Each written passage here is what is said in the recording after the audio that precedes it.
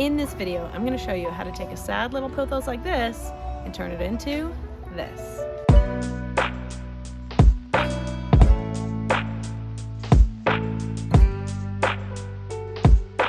Pothos is a type of houseplant. There's many different varieties, which has been popular for many decades, if not centuries, because it is so easy to grow as a house plant. It's pretty low maintenance. It doesn't require a ton of light, which doesn't mean no light, just doesn't require a ton of light, but it's also super easy to propagate, and it does thrive on neglect a little bit.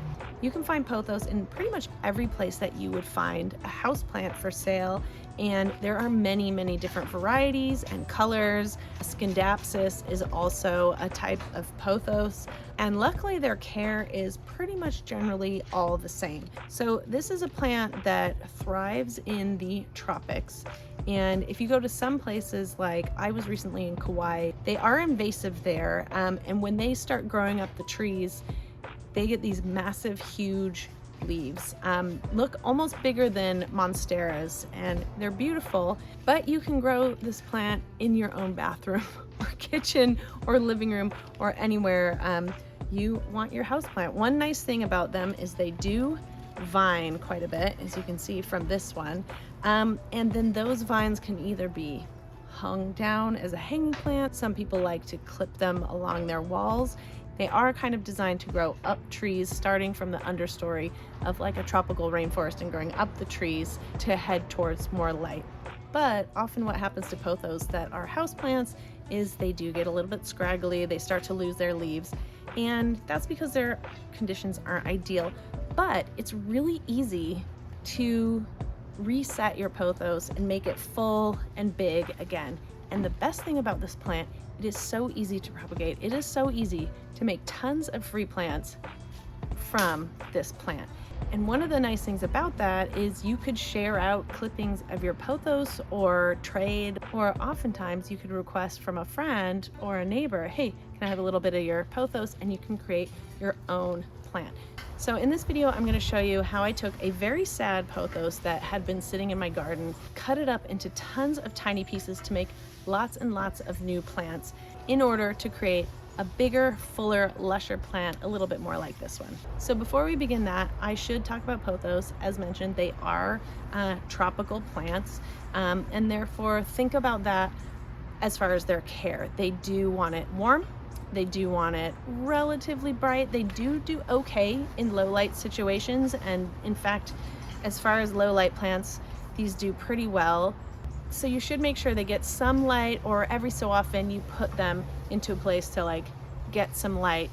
And the lack of light is usually when they start dropping their leaves and becoming stringy and a little bit gangly looking.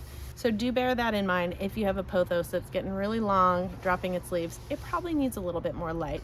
But they do pretty well with grow lights, so that's another option if you don't have a situation where you can put them near a window or outside for a little bit. So similar to other tropical houseplants, they do need a little bit of light, and they do well when they're fertilized or fed at least maybe once a month. And then water when you feel the soil is dried. So that's like my advice with every plant. Feel the soil. If the soil is dry, that's when you water it.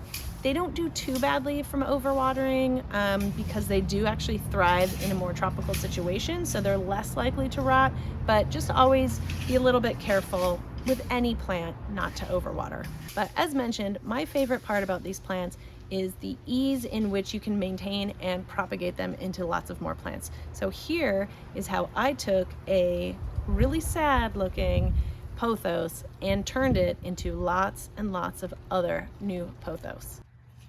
This is a very sad pothos I've had for quite some time, and I have completely ignored it. You can see it probably was created from a cutting. I think I bought it at Home Depot for not much money, but you can see where this plant was cut or created from cuttings at the nursery that it came from, or at the growers. So nobody wants a house plant that looks like this. So let's fix this plant up, make it much happier, and actually make a much fuller, if not multiple plants from this. Propagating this will actually be really simple. I'm going to cut it in several places and make several pieces. That way I'll have several plants, and when I do repot it, it'll be much fuller, much bigger plant. And then those pieces will continue to grow. So you can still do that lovely hanging trailing look, but for now, because there's so few leaves, I am better off cutting this and making several plants out of this. So one trick to propagating this plant is finding a node, and this is a great plant to show you an example of what is a node. So this, where the leaf meets the stem, is a node, and you can actually see this plant is already producing little aerial roots that, if placed in water, will be full-blown roots. So sometimes, as mentioned, the leaves will fall off, but it's still pretty easy to identify the nodes because there's a little line where the leaf used to be, and in some cases, like this, the roots will be there. So all I need is that node to be placed into water. So I could actually cut individual nodes. Those will each produce whole new plants. Every single node can produce a whole new plant. Now, in some cases, because these leaves do look okay, I think I'll keep them and I will cut them here so that I have a little bit of a longer plant in some cases. But for the rest of the plant, I will just cut individual nodes. So here is the end of the plant. Fresh new leaf will come out of there. Node, node, node, node. Here's a node. I'm gonna keep these all together, and I'm actually gonna cut right here. I have some nice sharp sanitized clippers, and I'm gonna cut right there. And that's my first cutting.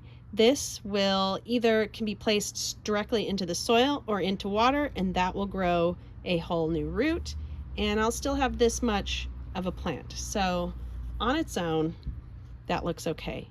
And it's also worth pointing out, this will also likely create a whole new branch out of that node as well. So it'll become a kind of a two-branched plant. As for the other sections, I am going to just cut them all individually. And what's interesting, you can see there are roots coming out of this plant in the not node sections. I mean, certainly those are all places that will root, but you just need to make sure that you do have at least one whole node in order to create a new plant. So if I had just cut this section, that's not necessarily going to root. So I'm going to cut this. I'm going to cut this here. I'm going to have two nodes with this one. We're going to cut this. And we're just going to keep chopping up all along this plant. And what's going to happen now, where I have cut this that's still potted in the soil, a new plant will come out of this node, a new little sprout. Okay, so let's just keep cutting this up.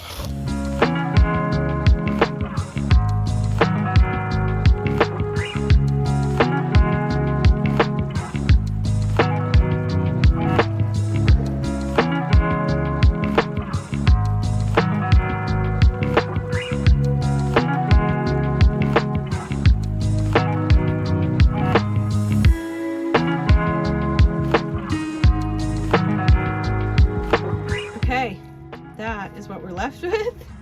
This very sad looking plant and more nodes than we know what to do with. So the first thing I'm going to do actually before I worry about the nodes is I'm actually going to repot this.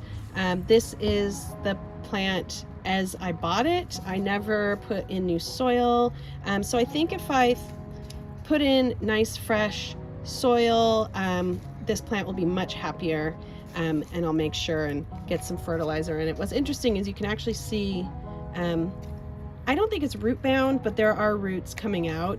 When you see roots coming through the bottom of your plant, it doesn't necessarily mean that your plant is root bound. It usually just means the roots have found that maybe they've been sitting in water, and it's a nice little way for them to get more moisture.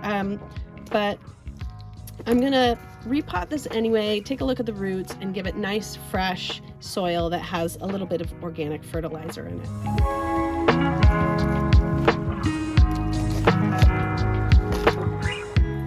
Oh, well, so what's interesting is you can actually see, I guess that's root bound, but there's not a lot of soil that's in here. So this plant is just really in desperate need of some nice, fresh nutrients. So that's what we're gonna do. We're gonna massage these roots apart. And if they break, it's not a big deal. This is a pretty hard plant to kill, honestly. And the fact that we have all these nodes that we know are going to make new roots, I'm not too worried about saving these roots. In fact, I think I'm going to cut away a lot of these roots. I just don't think they're necessary to sustain this plant, and it'll be happier creating new roots. So all these really excessive roots we're going to just cut. Other plants do have much more sensitive root systems, but a pothos, not so much. This also explains why this plant wasn't doing too well, because, you know, even when you watered it, it wasn't getting any nutrients. The soil might have been a little hydrophobic, which means you're watering the plant and the moisture isn't going into the soil, it's just going straight through. So it's always good to go and check your roots and see how you're doing, and repotting every so often. So here you go. You can actually see again how this plant was grown in the first place, and you can see those are the little cuttings, not too dissimilar to what we just got out of this plant. This is how this plant was propagated to begin with. Here is what we're left with, and I'm just going to repot this. I'm going to repot it in the same pot because it's a good size, but I'm going to give it all new fresh soil. What's also interesting, when you start taking apart this plant, you can actually see, again, here is a teeny tiny node that this plant, which was bought at Home Depot, here's what it grew from, and then the branches come out. And interestingly, so see there, these are the branches that came out of the cutting. Here's the original cutting. This is what came out of the cutting, and then all of those little aerial roots. And that is how these plants thrive in nature, is they climb, they use these roots to climb and grab onto other things. And not only are they sort of aerial roots to climb, but they also take in nutrients. So you can totally put this plant sideways. They really love a good moss pole. And if you do want to achieve the really nice big leaves, the like Hawaiian style leaves that you see in pothos in the wild, that's from climbing. You won't get giant leaves if you let this be a hanging plant. But if you let it climb and you let these aerial roots get nutrition or water via that moss pole, the leaves will get much bigger. So I have a soil. This is just an organic indoor potting mix. This has organic nutrients in it already. So the idea is that there's not nitrogen or petroleum-based fertilizers in this, which is great. Being an indoor mix, it's for more tropical plants, so it is going to be a little bit more moisture holding. I think there's probably some sphagnum moss in here. We do want to make sure that it still has good drainage. However, this is very different to your cactus and succulent mix, which doesn't hold onto moisture.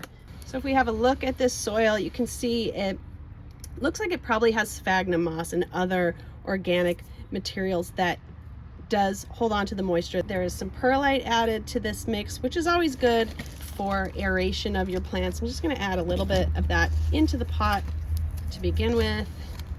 And then I might have added too much because we have a lot of roots. I might cut some of these roots. I think I've added too much soil. So we'll put that back out. I think we're going to actually start with the plant in here. Put that back in.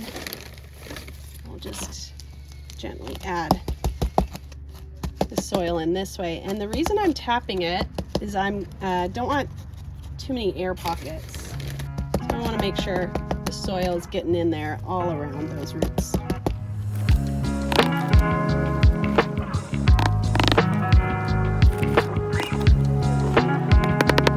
Okay, so now my roots are completely covered. Kind of feeling in there again, making sure. You don't want it to be too pushed down. You want to make sure that moisture can get through and go all around those roots, but you don't want to have any air pockets either. Okay, so that is looking pretty good for our repot. I'm now going to pop it in here and give it a nice good soak. We're going to keep it in the bucket because that way when the water drains through the soil, we want to keep the soil nice and damp for the time being. I don't know if you can see, there's a little aerial root on that. If I push that down and that root's in there, that plant will be much happier. So one way I can do that is, so I've got this is just like one of those little, I don't know, bread ties. You can just pop that there. It's gonna angle that down and it'll just make that little aerial root boop, pop down in there, and this plant will be much happier. Okay, so now what do we do with all these cuttings? And there's so many different ways that you can propagate these plants. They really are so simple. The most easy and most widely known is just a jar of water. So I'll show you what we do to propagate pothos in a jar of water. One of my favorite recycled jars, these are little Martinelli's apple juice jar. I'm just going to take my jar, fill it with water, hopefully get it inside, aim it correctly. All right, this is rainwater, by the way. You could absolutely just use tap water, that would be fine. Now it is so simple.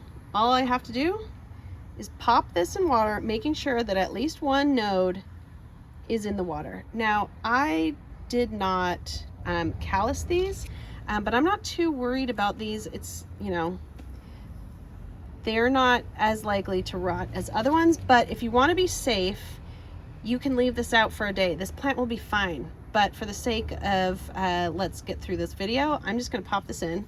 And so my node is all the way in there, and that root will start to grow.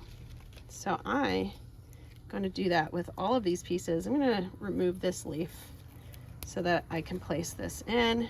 And I'm just using the ones with leaves because I think this jar is cute, and I'm going to put it on a shelf.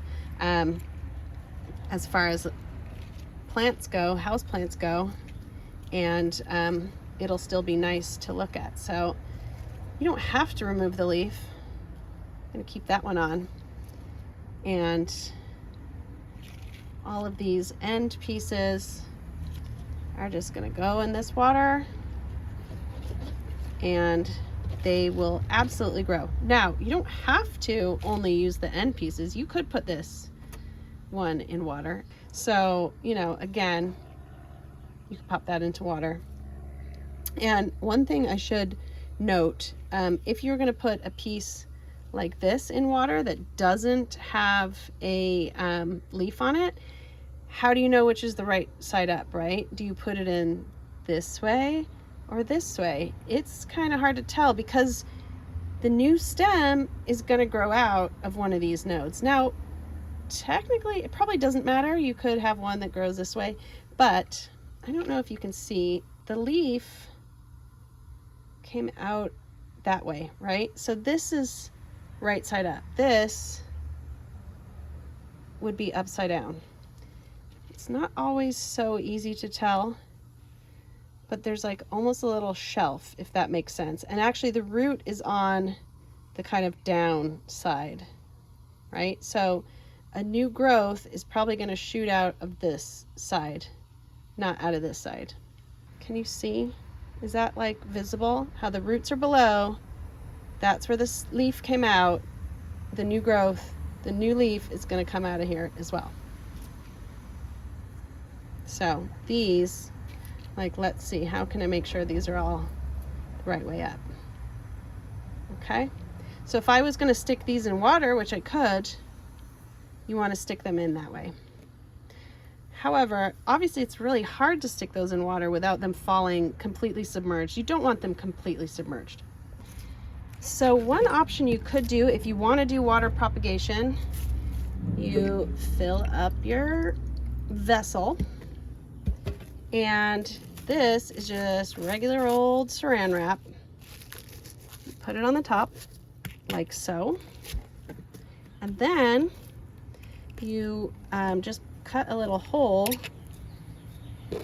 to put your stem into. Now the tough thing with this, of course, is that I've cut them, let's see, kind of the wrong way around. Let's see, let's find a good one. All right, here we go.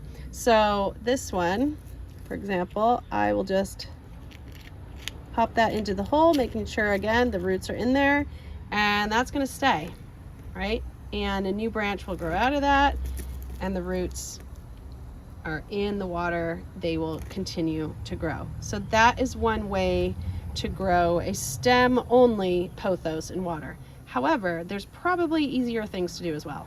So these will absolutely also propagate sideways. So you could use a different substrate, as they call it, a different material to grow your plants from that's not just water. So one good option is perlite.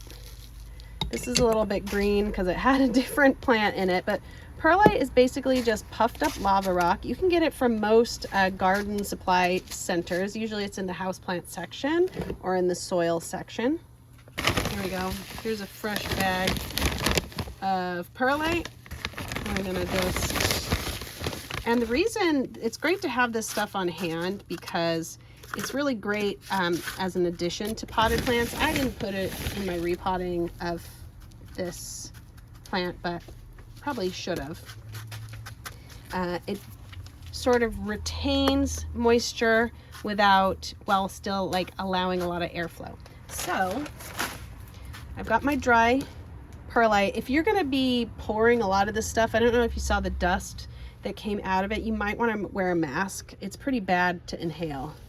And I'm just going to soak this, and you see it kind of soaks in to the material itself.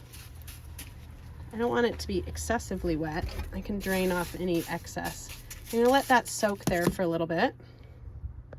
Okay, so there's some excessive moisture in here. I'm just going to drain off the excess. So this is nice and moist. There's not a ton of it. You don't have to use it in a thing this shape. This is just happens to be the container I have. I'm a recycling queen. And this, you just put that sideways. See there, root side down. Just pop that in there. You can pop all these in there like this. And those will start to root. Now, this perlite does dry out. So you do want to make sure keep an eye on it and make sure that it stays moist. One option would be to cover it, right? Making sure that there's airflow. So if you have something like, again, saran wrap will do the job. Almost like a little greenhouse effect, right? I just realized I happen to have a container that had holes in it. So this would be perfect, right? Just leave that there. Eventually you want to take that off because they will start to grow. But this is the perfect way to kind of make sure it retains moisture. Again, you probably have to add water every so often, but you want that perlite to remain nice and moist to activate the root growing and propagation of these plants. Another good material or substrate for propagating pothos, this is sphagnum moss. Again, you can buy this in most garden centers. You know, it's used a lot in gardening. So it's a natural fiber. It's real, like moss. It's a real plant. Comes, you know, pretty dry like this. So I add it to my little planter like this. Again, similar to the perlite, you give it a good soak. Let it really take in that moisture. Sometimes it has like extra hairs that you don't need. But give that a good soak. Maybe let it sit for a few minutes and come back to it. Okay, so I've left this for a few minutes. I'm going to drain off the excess. Just put it in here. And very similar to the perlite, I'm just going to set these on here sideways. And they will all start to grow. And then, of course, one final option for propagating, which is probably the easiest of them all, is straight back into the soil where the rest of this plant is. So if I just pop that in there, I'm gonna put that root there. That will more than likely root as well. So like this one, just put that down sideways. So that root is either buried or in contact with the soil. And here's another one. You just quite simply put it sideways in there or in like this. And then we're gonna get some more cuttings out of that. So I have 4 propagation methods here, right? We've got our soil, we've got sphagnum moss, perlite, and water. I'm gonna leave these. As mentioned, I'm gonna put a lid on this. You could do the same with this, and I am going to leave it in my little greenhouse. You certainly do not have to keep it in a greenhouse. A bright windowsill will do, but the greenhouse just does help with the humidity, but the same that a little bit of plastic wrap or a lid with air holes will do the same thing. It's been a little over a month. Let's go and check in on our Pothos propagations. I stuck all of these Pothos propagations here, and this is like an outdoor greenhouse. It's getting a little bit too hot for this, but it is kind of a little bit protected, so I always figure this is a good spot for putting propagations. And here is our original plant that got cut up, and you can see it has got a lot of new growth happening, which is exactly what we want. We wanted this plant to get filled out again, and I had put a little bit of cuttings in here too. I'm just noticing, kind of remembering now. Not much happening there. I'm not sure that I left it moist enough. Oh, and sure enough, look, that root is starting to grow, so I'm gonna put it back in there. This one, not so much, but overall, lots of new growth. And this plant is, oh, and I just broke off a new growth, so be careful. These are 2 newish leaves. That's an old leaf, but everything is working away to grow this into a much more fuller, happier plant. So we have, move this little fly trap back here. Always good to have a Venus fly trap in your greenhouse. Here, no, hey, get out. So here are the cuttings with the leaves that we stuck in water. Lots of root growth. These plants are really known for their root growth, so no surprise there. This can easily just be kept in the water for a while. I've changed out the water a few times, but it's pretty clear overall. And I have actually heard that if you put Pothos cuttings in with other propagations, there is some kind of chemical reaction and they encourage other propagations, which also could be why this water is looking really clear compared to like other water propagations I have. But that is one interesting thing to note. So that's looking good. That's doing exactly what we want it to do. These are little tiny cuttings that I put in sphagnum moss, and can you see there are not as much growth as, say, this one that was already established with roots, but if you look here, there is new little growth in there, and I'm gonna actually pick some of these up to see what the roots look like. And as you can see, the roots are coming out, so that's new growth on that root. So I'm gonna put that back in there. I've been sure to keep this sphagnum moss nice and moist. And then I also had some in perlite, which I also keep moist, and similar with that, lots of new growth coming out on even the tiniest Sorry, that noise was this cat knocking over a giant pot of leca. Hey, will you get out of there? Back to our regular programming. Okay, perlite. And you'll notice this perlite has gone all green. That's because it's been exposed to sunshine. That's just kind of normal, but almost all of these little, even the teeniest, tiniest little cuttings have got new growth. So, I mean, it really goes to show how fantastic this plant is to propagate. You can get so many plants out of just a couple of cuttings. This plant truly is a free plants forever type of plant. And then this is the last little bit of cuttings.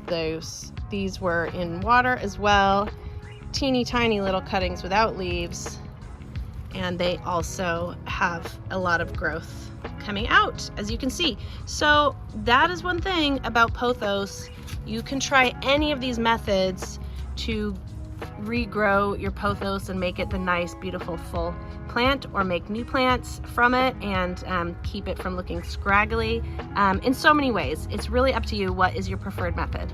So that is it. That's how you turn a sad little Pothos like this, and you turn it into a lush little number like this. If you have any questions, feel free to put them in the comments below. Of course, I'm also on TikTok and Instagram, and of course, subscribe.